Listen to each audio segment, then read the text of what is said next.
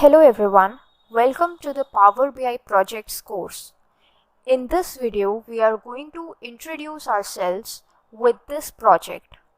This project is the Olympics Dataset Analysis project. In this, we will be analyzing the historical data of the Olympics Games. The dataset that we have got has got a historical data of around 120 years. It is a really good data set and we would be analyzing it to find out the various trends based upon various parameters. These parameters include the countries, the states, the athletes, and many more things. For your reference, I have already created a Power BI report from this dataset.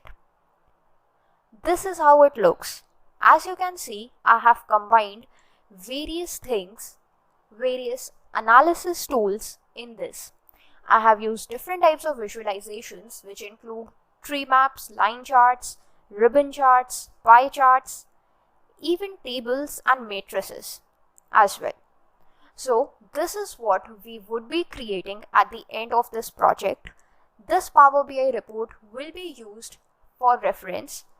So let's get started, and that's all for this introduction video.